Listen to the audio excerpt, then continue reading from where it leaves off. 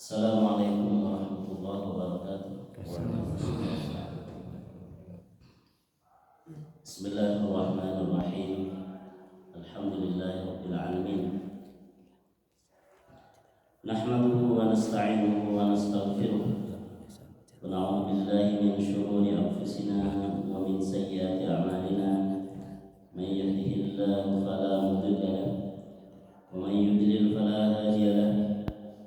أشهد أن لا إله إلا الله وحده لا شريك له وأشهد أن نبينا وحبيبنا محمدا عبده ورسوله اللهم صل وسلم وبارك عليه وعلى آله وأصحابه والتابعين والتابع التابعين ومن تبعهم بإحسان إلى يوم الدين أما بعد. Hadirin hadirat yang dimuliakan oleh Allah Subhanahu wa taala, kita bersyukur kepada Allah Subhanahu wa taala pada kesempatan kali ini kita dipertemukan kembali oleh Allah Subhanahu wa taala dalam sebuah majelis kebaikan, majelis thalabul ilmi, majelis zikir, sama-sama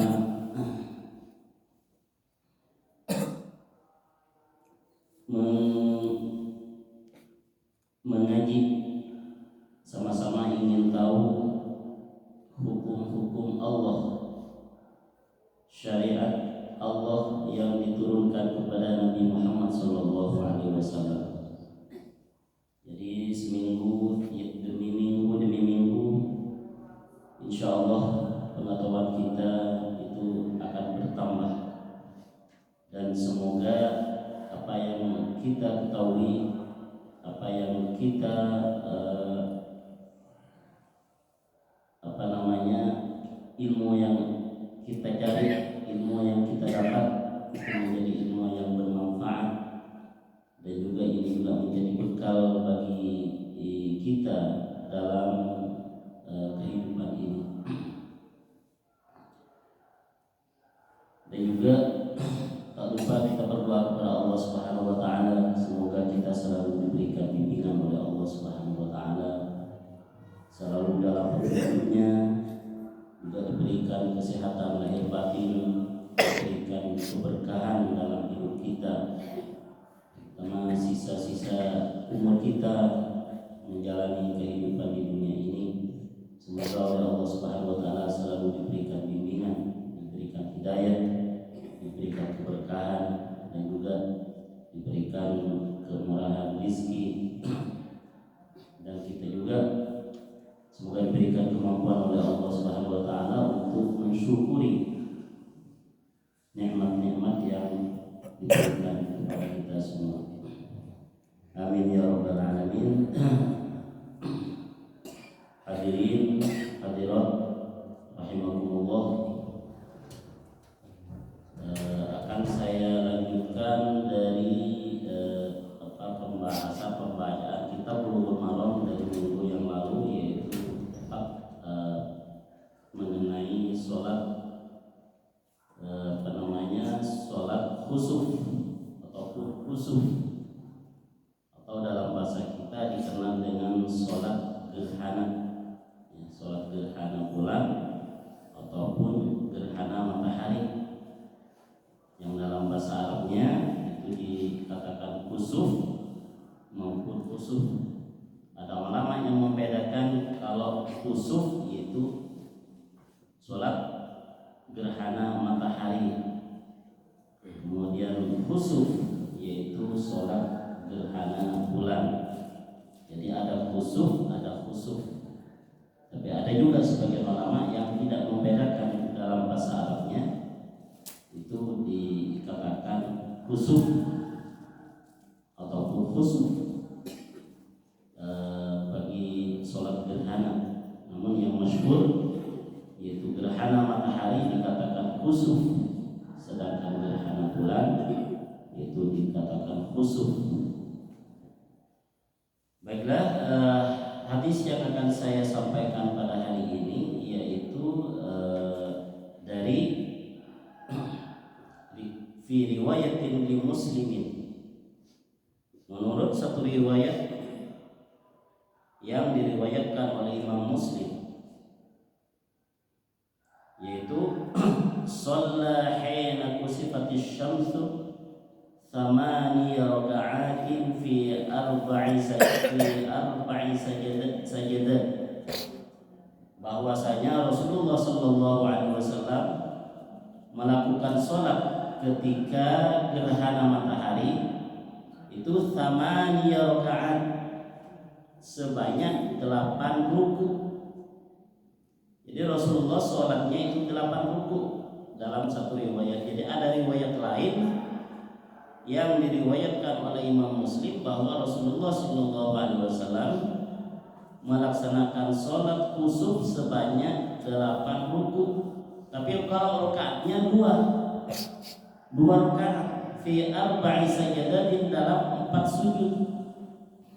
Jadi kalau 4 sujud itu tetap 2 rakaat, karena 1 rakaat sujudnya 2 kali. Jadi kalau 2 rakaat sujudnya 4 kali. Namun di sini rukuknya yaitu 4 kali. Jadi setiap rakaat ruku 4 kali. Nanti kalau 2 rakaat berarti 8 kali. Ini ada riwayat lain yang menyatakan demikian. Jadi maksud di sini thamani rakaat maksudnya yaitu 8 ruku, bukan 8 rakaat.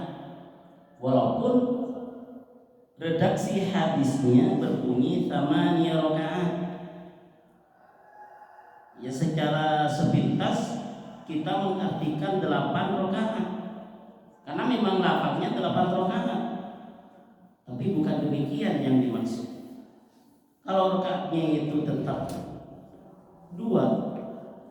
Jadi di sini yang dimaksud rakaat thamani rakaat ini yaitu 8 ruku. Maksud rakaat yaitu ruku. Oleh karenanya kita dalam memahami hadis itu tidak pakai otak sendiri, ya. Kita pasti mengambil pendapat para ulama. Bagaimana cara ulama memahami sebuah hadis? Jadi di sini maksud sama ada rakaat bukan 8 rakaat. Mengapa? Karena ulama memahami demikian. Jadi kita ikut para ulama, ya. Kita ikut para ulama, walaupun dalam bahasanya itu sama rakaat, tapi kita mengartikan bukan Rasulullah sholat khusuf ini sebanyak 8 rakaat, tidak. Jadi arti rakaat di sini yaitu ruku. Kalau hadis yang sebelumnya disebutkan Rasulullah itu sholat khusufnya yaitu 4 ruku.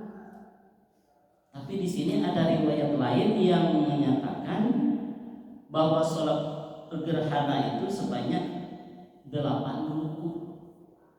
Jadi 1 rakaat yang pertama itu sampai 4 ruku. Coba bayangin.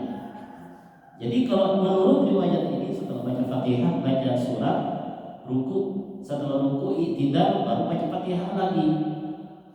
Itu ruku yang kedua, ruku lagi 2. Setelah ruku lagi yang kedua, baca Fatihah lagi. Setelah itu apa yang keempat? Setelah yang keempat baru sujud. Begitu. Setelah i'tidal sujud. Begitu juga rakaat yang kedua.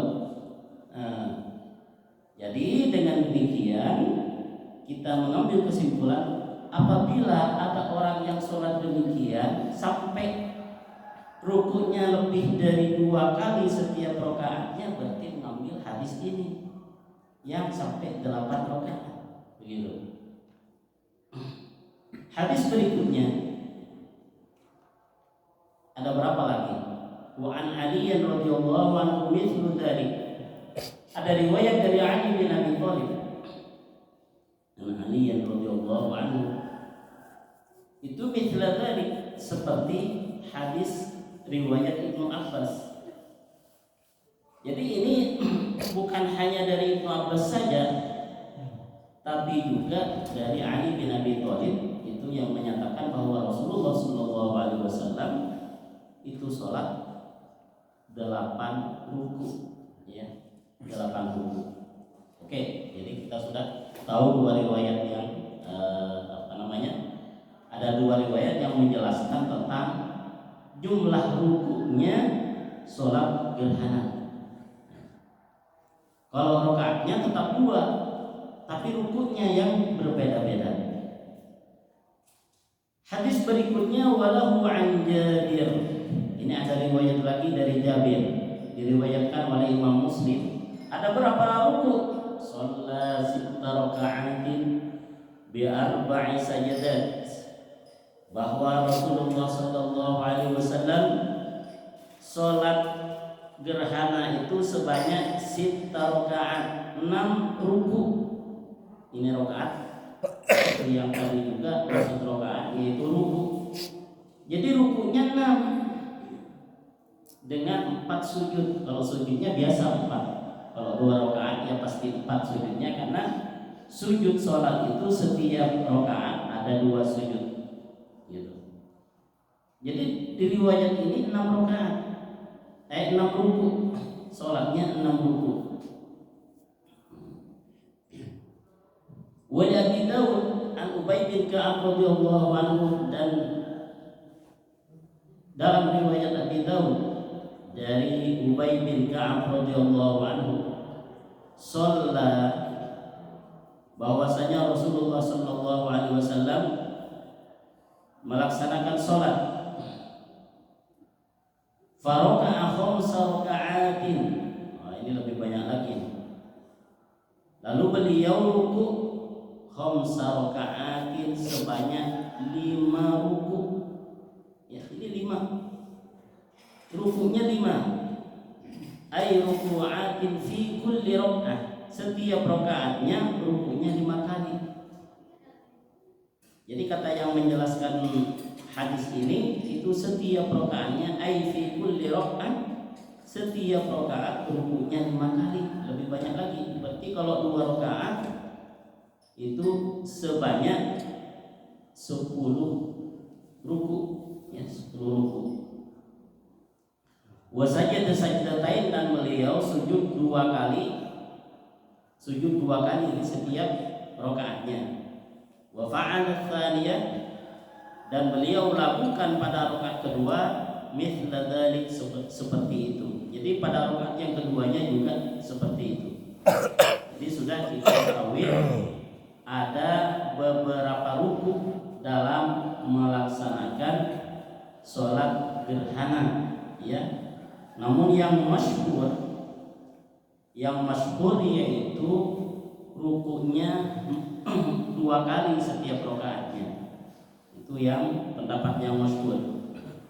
Seperti yang di dalam mazhab Syafi'i, dalam mazhab Malik, wal Laits, dan lain. Ada ulama juga yang bernama Laits.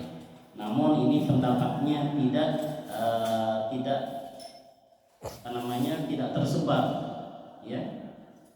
Lain. Mengapa? Mungkin karena sedikit muridnya dulu, berbeda dengan yang 4 mazhab seperti mazhab Syafi'i, mazhab Maliki, mazhab Hambali.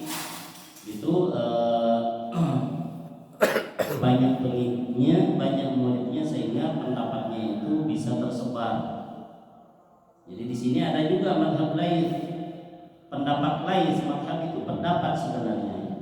Pendapat orang berijtihad dalam memahami nas-nas hadis atau hadis teks Al-Qur'an, sehingga memiliki kesimpulan, dan itulah yang dikatakan mazhab atau pendapat. Dan dalam memiliki proses memahami teks-teks tersebut, tentu mereka punya dasar-dasar, seperti didasarkan pada Al-Quran, didasarkan pada hadis, kemudian juga pada ijma' ulama, kemudian qiyas, dan lain semacamnya. Jadi tidak sembarangan, ya. Makanya kalau mereka pendapatnya itu salah, bisa jadi salah pendapat mereka, salah. Maksudnya secara hakikatnya salah, tapi mereka tidak berdosa, ya. Mengapa? Karena kalau orang yang ijtihad kemudian ijtihadnya salah, ia dapat 1 pahala. karena sudah berusaha untuk memahami Al-Quran, untuk memahami hadis, sudah berusaha. Mereka itu sudah tidak tidak sengaja untuk berbuat kesalahan dalam ijtihadnya. Jadi ma ta'ammadal khata' fi ijtihadi. Mereka itu tidak melakukan, tidak sengaja melakukan kesalahan. Sudah sangat hati-hati dalam memahami Al-Quran maupun hadis. Kemudian mereka memiliki kesimpulan yang menjadi madhab, dan kesimpulan itu apabila salah kesimpulannya, mereka itu tidak berdosa karena mereka sudah ijtihad. Man ijtahada fa asaba falahu ajran. Kalau benar ijtihadnya, benar, mereka itu mendapat 2 pahala. Tapi barang siapa yang ijtihad lalu benar ijtihadnya, mereka mendapat 2 pahala.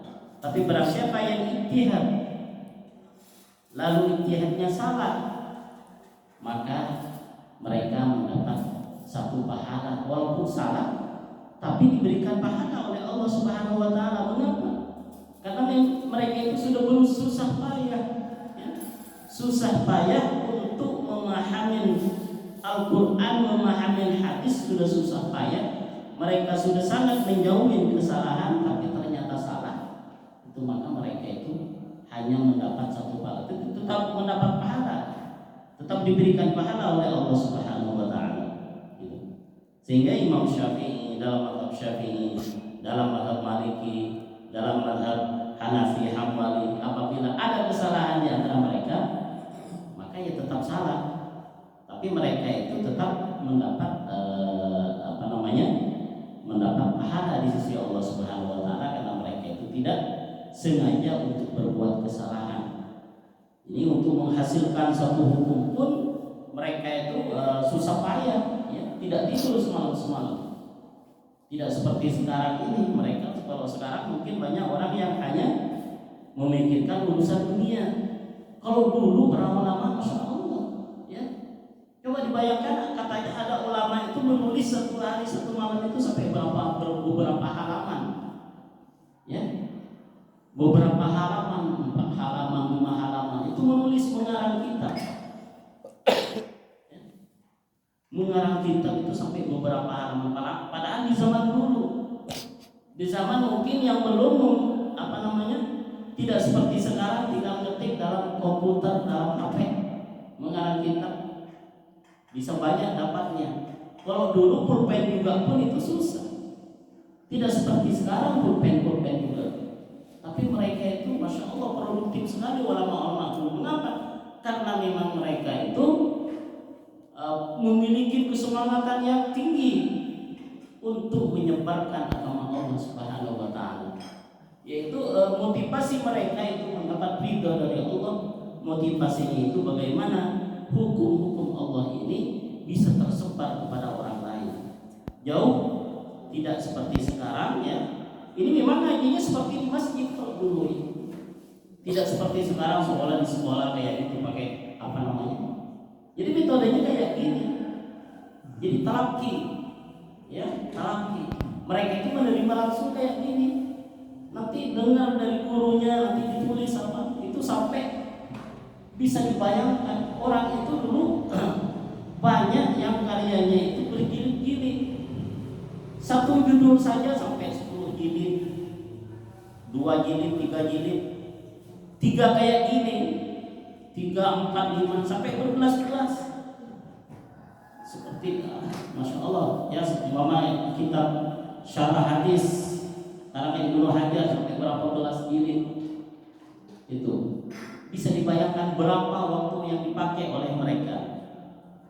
Jadi memang mereka itu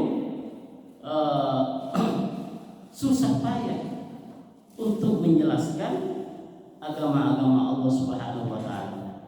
Jadi mereka itu tidak sengaja untuk berbuat kesalahan. Hadirin yang dimuliakan oleh Allah Subhanahu wa taala. Ini yang pertama. Jadi yang kedua, 2 rakaat Tapi setiap rakaatnya 4 ruku. Ada yang demikian, 2 rakaat, setiap rakaatnya 4 ruku. Seperti riwayat Imam Muslim dari Ibnu Abbas dan Ali bin Abi Thalib gitu. Kemudian ada rakaat 2 rakaat, setiap rakaatnya 3 ruku. Setiap ruku 3 ruku, kemudian 2 rakaat, setiap rakaatnya yaitu 5 ruku, sehingga semuanya itu ada 10 ruku gitu. Jadi bermacam riwayat. Hadis berikutnya,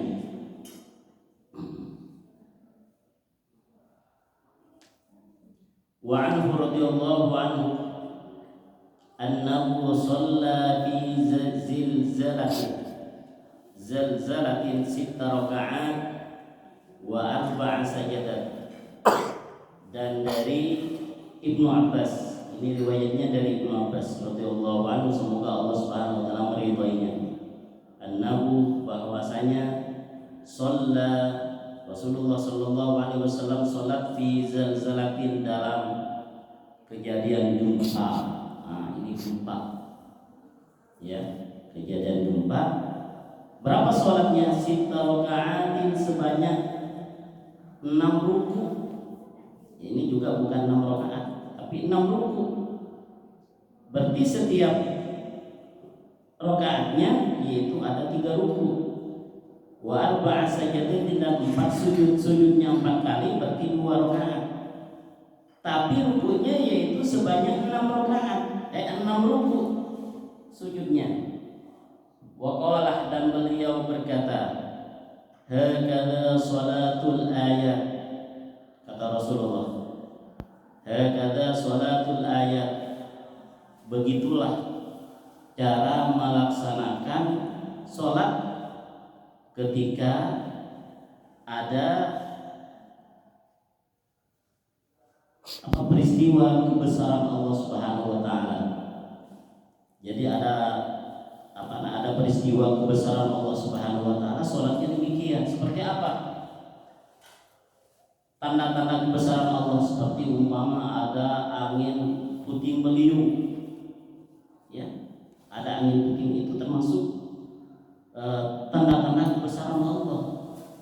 Ada gempa, itu dikatakan sholatul ayat, sholat ketika ada tanda-tanda kebesaran Allah.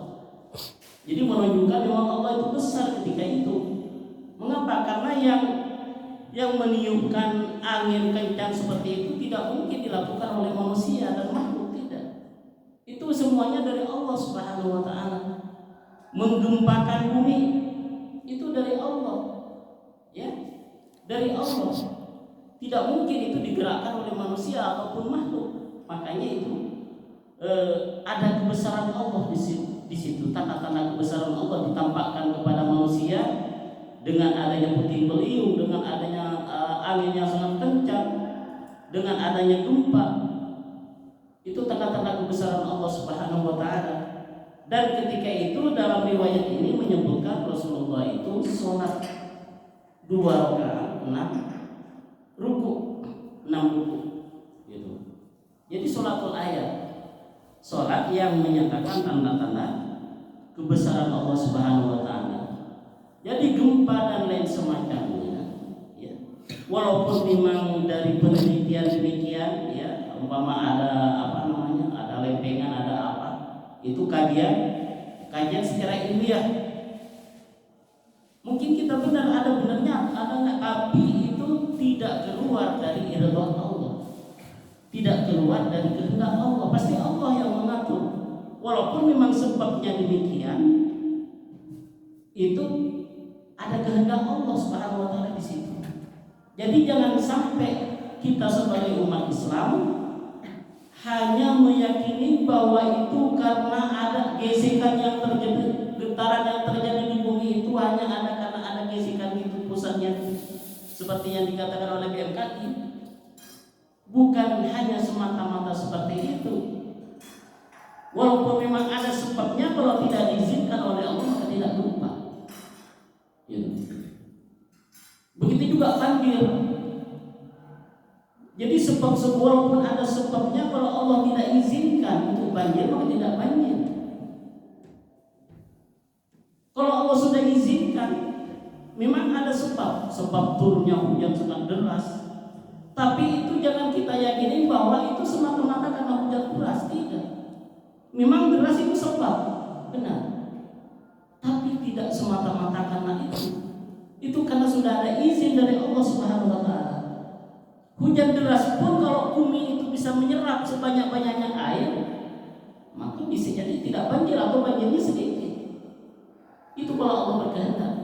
Tapi kalau Allah jadikan bumi itu seperti umpama dicor semuanya sehingga tidak ada serapan, kan Allah yang tahu. Yang ngatur itu bumi, dalam bumi itu kan Allah. Kita tidak tahu. Jadi bisa jadi gitu kan. Jadi kita itu walaupun dengan sebabnya sudah ada sebab alamiah yang mungkin kita imanin juga, tapi kita jangan mengesampingkan, ya, jangan mengesampingkan kudrah iradah Allah Subhanahu wa taala. Jadi tetap ada kudrah, ada kekuasaan Allah, ada kehendak Allah di situ. Karena ada sebagian orang itu yang hanya beranggapan hanya karena fenomena alam. Fenomena alam, mereka itu tidak ada bahwa alam itu ada yang mengatur. Siapa yang mengatur itu? Yang menciptakan alam yang mengatur. Diatur sendiri demikian rupa. Kalau umpama gempa diatur demikian rupa. Memang ada mungkin lempengan apa gitu di itu. Setelah hendak diteliti oleh manusia, itu kan yang bikinnya Allah. Walaupun ada lempengan juga, ada apa yang ada hal-hal yang bisa berpotensi untuk terjadinya gempa. Kalau tidak diizinkan oleh Allah, tidak ada gempa. Ya, kalau tidak diizinkan oleh Allah, jadi tetap ada iradah kauni, iradah Allah Subhanahu wa taala. Sebagai kita umat Islam, maka demikian. Jadi kalau tidak ada iradah oleh Allah Subhanahu wa taala untuk kita hidup di atas lempengan tersebut, tentu sering gempa. Barangkali bukan hanya sekali gempanya, terus gempa terus tiap hari. Begitu. Karena di situ yang main adalah iradah Allah, maka tidak terjadi gempa seterusnya. Oleh karenanya, bagaimana ketika gempa? Maka ada tuntunan dari tuntunan al-hadiyun nabawi. Tuntunan dari hadiyun nabawi, petunjuk Nabi Muhammad SAW. Ketika gempa, kalau di sini itu Rasulullah sholat sebanyak 6 ruku, 2 rakaat dengan 6 ruku. Namun di sini mungkin oleh ulama dipandang hadisnya itu tidak kuat, sehingga ketika terjadi itu, ini banyak ulama berbeda pendapat dalam memahami hadis ini. Beda dengan sholat gerhana. Kalau gerhana memang sudah dilakukan oleh Rasulullah SAW dan para sahabat dalam riwayatnya. Jadi ketika gerhana mereka melaksanakan sholat gerhana. Tapi kalau ketika gempa itu yang tidak ada riwayat yang masyhur mengenai sholat sholat gempa ini, makanya disitulah terjadi perbedaan pendapat di kalangan ulama. Ada ulama yang berpendapat bahwa boleh melaksanakan sholat, namun sholatnya itu di rumah kalau gempa. Jadi tidak harus di masjid. Berbeda dengan gerhana. Kalau gerhana memang yang masyhur itu sholatnya di masjid. Walaupun memang ada pendapat ketika gerhana itu tidak harus ke masjid. Ada yang sholat di rumah, tidak apa-apa juga sholat gerhana. Dan jumlah rukunya yang masyhur yaitu 2 ruku tiap rakaat. Bahkan ada ulama yang berpendapat itu juga sholat gerhana itu rukunya biasa seperti sholat sunat biasa. Jadi setiap rakaat 1 ruku itu juga tidak apa-apa. Karena juga dikatakan oleh para ulama, dan ulama itu berpendapat itu ada dasarnya. Namun yang masyhur ketika sholat gerhana kita melaksanakan sebagaimana yang masyhur banyak dilakukan oleh para ulama, oleh para kaum muslimin, yaitu sholat di setiap rakaat 2 ruku begitu. Kalau sholat jumpa dan dilakukan berjemaah, ya, yang sunnahnya dilakukan berjemaah di masjid. Tapi kalau sholat jumpa itu ulama itu tidak berpendapat. Banyak ulama yang tidak mensunnahkan karena hadisnya itu tidak masyhur. Hadisnya tidak masyhur ini diriwayatkan oleh Imam Rawahul Baihaqi. Diriwayatkan oleh Imam Baihaqi. Jadi Baihaqi, jadi tidak ada di kitab Sahih Muslim, tidak ada. Sehingga riwayatnya ini tidak masyhur, sehingga karena tidak masyhur riwayatnya banyak umat Islam yang tidak melaksanakan sholat jumpa. Tapi ada orang yang berpendapat ini tidak apa-apa. Jadi yang rajih itu tetap disunnahkan. Sholat jumpa ketika jumpa sholat. Ketika jumpa sholat. Namun sholatnya tidak berjemaah. Ya, sholatnya tidak berjemaah. Sholat di rumahnya, minta tolong kepada Allah Subhanahu wa taala agar diselamatkan. Gitu. Karena gempa itu Allah yang ngatur. Makanya dalam sebuah hadis itu disebutkan, ya, inna syamsa wal qamara ayatan min ayatillah la yankhasifan limauti ahadin wala lihayatihi. Sesungguhnya matahari dan bulan itu salah satu dari tanda-tanda kebesaran Allah. Dan matahari dan bulan tidak gerhana karena ada seseorang yang mati atau karena ada seseorang yang lahir. Fa idza ra'aitum dzalika, kata Rasulullah, apabila kalian melihat itu, ada gempa, ada gerhana, fattaqullah, maka berdoalah kalian kepada Allah. Jadi berdoa, jadi untuk mengingatkan sebenarnya itu. Mungkin ada di antara hamba-hamba Allah yang sudah jauh dari hukum Allah, sudah banyak berbuat maksiat, baik maksiat hatinya atau maksiat ucapannya atau maksiat perbuatannya. Kan banyak kadang-kadang orang itu berkata lantang yang jauh dari syariat Allah Subhanahu wa taala. Jadi banyak berdoa kepada Allah. Allah, kemudian wakabbiru, dan bertakbirlah. Takbir, agungkan Allah, Allahu Akbar, Allah Maha Besar. Bertakbir di situ. Jadi banyak bertakbir Allahu Akbar. Jadi meyakini ketika ada terjadi gejala alam seperti itu, bertakbir kepada Allah, Allahu Akbar, Allah Maha Besar. Jadi Allah benar-benar besar yang menciptakan, yang mendatangkan angin begitu kencang, yang bisa menggetarkan bumi dan lain semacamnya, atau mungkin terjadi kegelapan di bumi. Mungkin selama hidup mungkin kita tidak pernah mengalami kalau kegelapan di bumi ini. Tapi mungkin orang yang tua-tua itu pernah mungkin mengalami dulu, bisa jadi dulu itu terjadi kegelapan. Jadi gejala alam seperti itu. Ini kan menakutkan sebenarnya. Dikatakan di sini yukhawwifullahu biha ibadahu, Allah itu memberikan peringatan agar hamba-hamba Allah itu takut dengan kejadian-kejadian seperti itu, agar hamba Allah itu takut, sehingga mereka itu tidak terlena dengan kemaksiatannya, tidak terlena dengan kesalahannya, sehingga mereka itu kembali kepada Allah, mengagungkan Allah, ingat kepada Allahnya, ingat kepada Tuhannya. Sebenarnya itu tuntunan di dalam agama kita. Apabila terjadi gejala alam seperti itu, mereka itu akan kembali kepada Allah. Terjadi gempa, banyak istighfar kepada Allah, banyak istighfar, bertakbir kepada Allah, banyak bertasbih, dan diharapkan dari zikir-zikir seperti itu Allah itu hentikan gempa itu.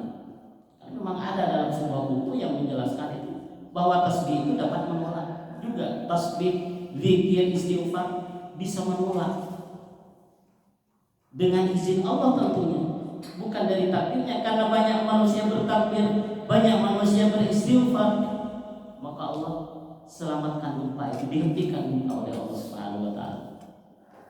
Jadi terjadinya gejala seperti itu kembali kepada Allah. Ya. Seperti ada banjir, istighfar. Banjir parah, longsor, istighfar kepada Allah. Mungkin Allah itu sudah melihat kita, melihat di antara kita itu ada hal-hal yang tidak disukai oleh Allah. Gitu. Karena semuanya itu bukan semata-mata ya, gejala alam. Bukan. Dalam akidah itu pasti ada aturan dari Allah Subhanahu wa taala. Walaupun memang sudah ada potensi untuk longsor, ada potensi untuk banjir, kalau tidak diizinkan oleh Allah, tidak longsor, tidak banjir. Begitu. Walaupun memang kalau ada sebab, biasanya termasuk hukum Allah juga. Ada sebab, ada akibat, itu hukum Allah juga. Ya. Namun tidak semata-mata itu. Seperti contohnya orang sakit. Ada orang sakit, sama-sama sakit apa? Sakit emah namanya, ya. Sakit emah. Kalau mau sembuh, sebabnya harus minum obat. Itu sebab. Ya. Ini ada si A sakit emah, minum obat sembuh. Tapi si B minum obat tidak sembuh-sembuh. Disitulah. Walaupun ada sebab, sama-sama minum obat dan obatnya sama, tapi karena Allah belum izinkan untuk sembuh, ya tidak sembuh. Ya.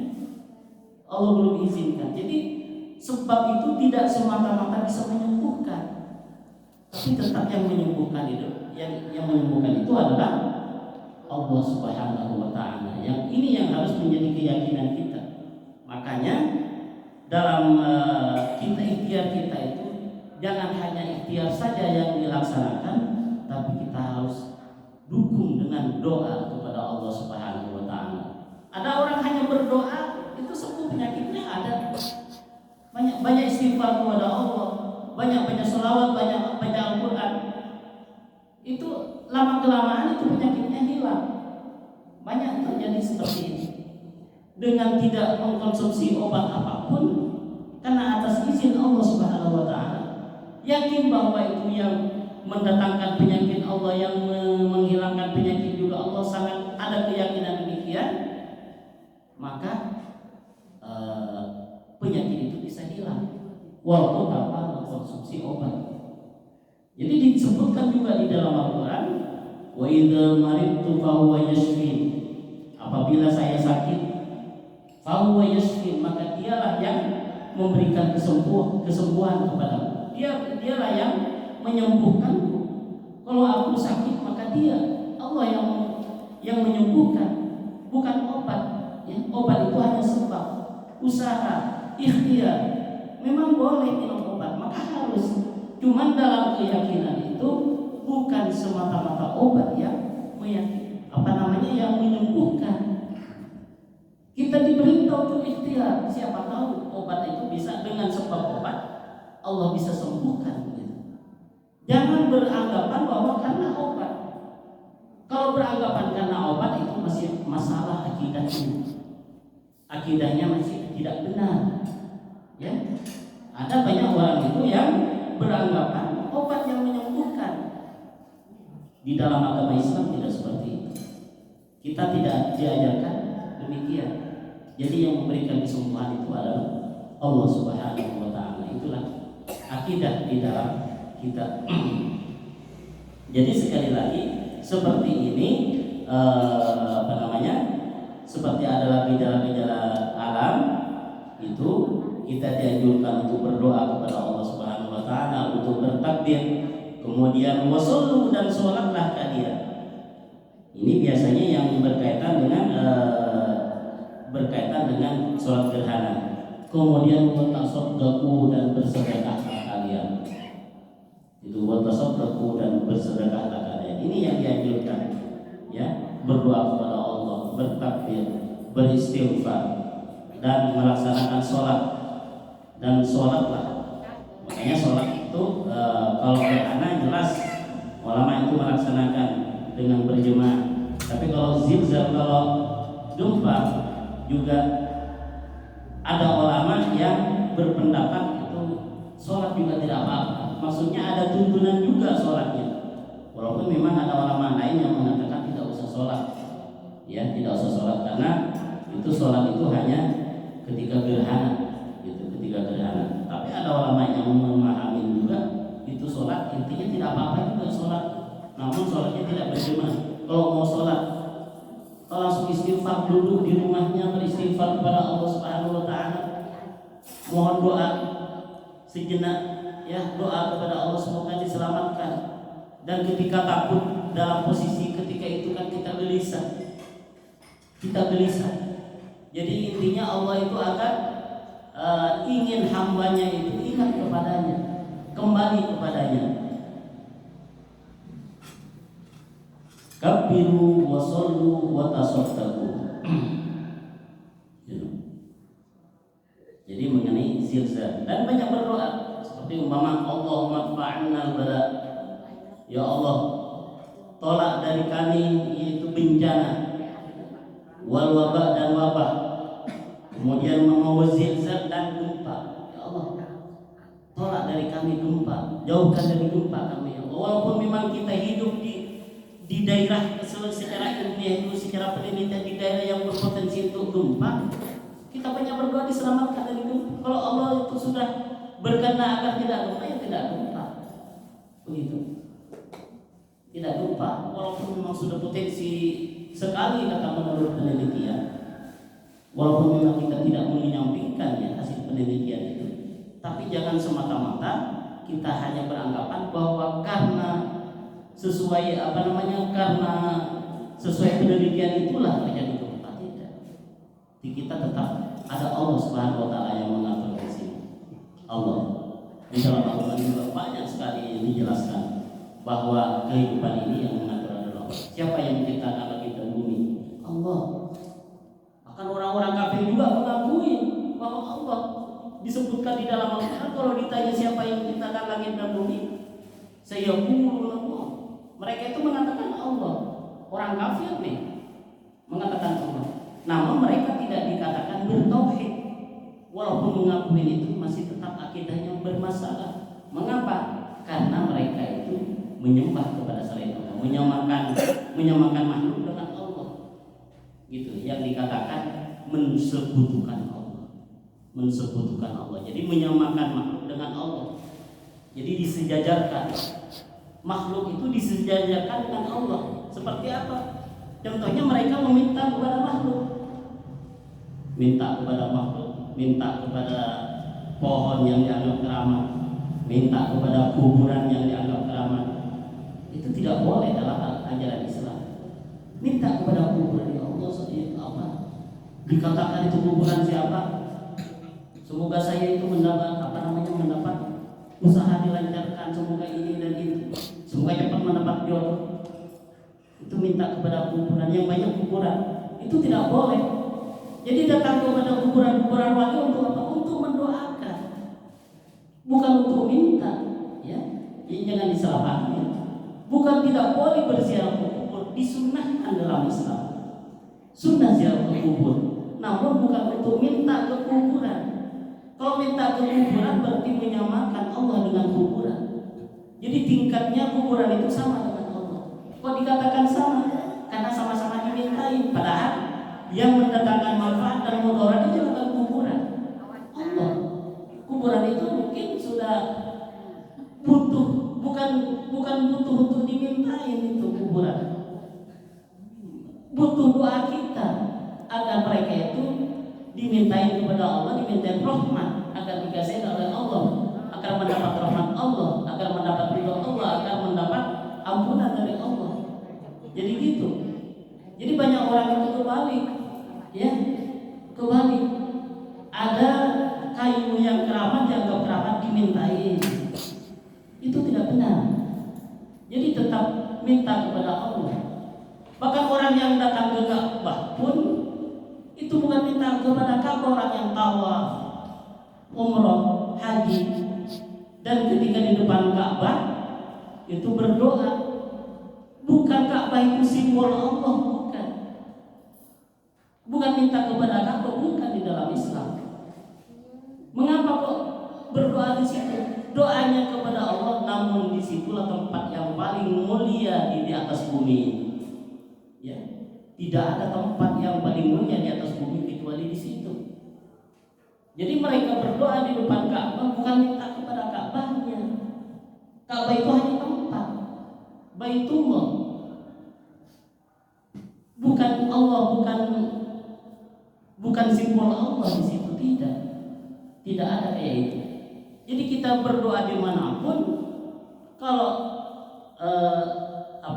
syarat-syarat doa itu cukup bisa diterima. Cuma disitulah tempat yang lebih dekat kepada diistijabah oleh Allah Subhanahu Wa Taala, kecuali di tempat yaitu di antara Hajar Aswad dan pintu Ka'bah. Itulah yang tempat yang mustajab, kata Rasulullah SAW, yang dikatakan multazam, itu ma bainal Hajar Aswad wa babul Ka'bah. Jadi di antara Hajar Aswad dan pintu Ka'bah, di situ tempat yang paling utama untuk berdoa kepada Allah. Bukan minta kepada Ka'bahnya, tapi kita minta kepada Allah. Namun tempat di situlah yang paling dekat diistijabah oleh Allah Subhanahu Wa Taala. Itu hadirin hadirat yang dimuliakan oleh Allah Subhanahu Wa Taala. Jadi ketika terjadi gempa atau tanda-tanda kekuasaan Allah yang lain, maka kita disunahkan untuk kembali kepada Allah, berdoa kepada Allah Subhanahu Wa Taala, beristighfar. Bahkan gempa juga ada orang yaitu yang mensunahkan untuk melaksanakan sholat, tapi sholatnya sendirian, tidak harus sholat di rumah. Siapa tahu dengan banyaknya manusia itu berdoa kepada Allah, banyaknya manusia itu beristighfar kepada Allah, maka Allah jauhkan daerah itu dari gempa, jauhkan dari bencana. Gitu. Bahkan ada juga hadis Rasulullah SAW dulu ketika terjadi puting beliung, hembusan angin, itu Rasulullah itu berlutut, mahabatir rihwatu illa jasad Nabi sallallahu alaihi wasallam ala rukbatihi. Kecuali Rasulullah itu berlutut waqala, dan beliau itu berkata atau berdoa, Allahumma ij'alha rahmatan wa la taj'alha 'adzaban. Jadi ada angin yang sangat kencang, ada angin tiupan angin yang begitu kencang, begitu besar, lalu Rasulullah itu berlutut, lalu berdoa, Allahumma ij'alha rahmatan, ya Allah jadikan angin ini sebagai rahmat, tapi wala taj'alha 'adzaban, dan jangan engkau jadikan tiupan angin ini sebagai adab, sebagai siksaan.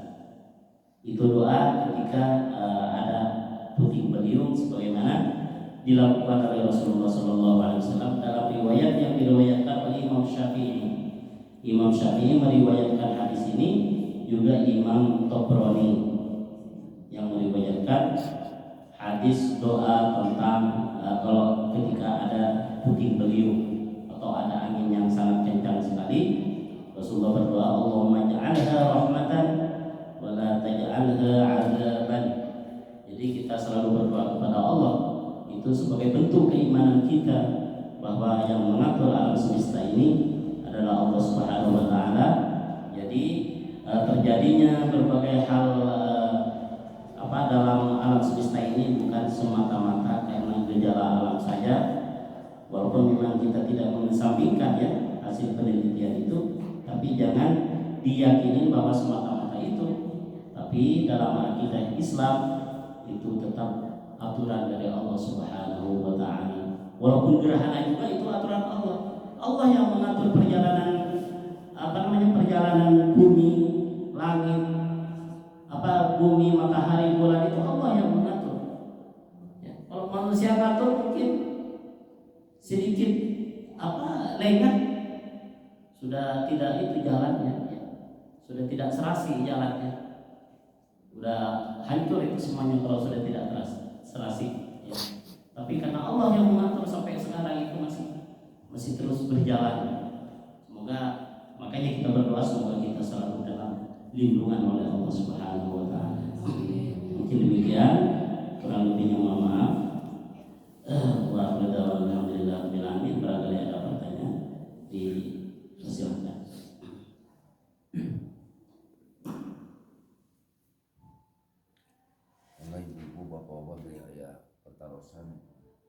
apakah mengenai apa yang disampaikan tadi tentang dua sholat gerhana bulan sama gerhana matahari atau mungkin di luar itu?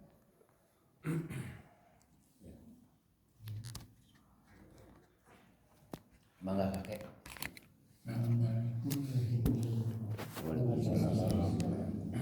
Ada sedikit pertanyaan tapi di luar tema ya. Iya. Itu masih mengenai soal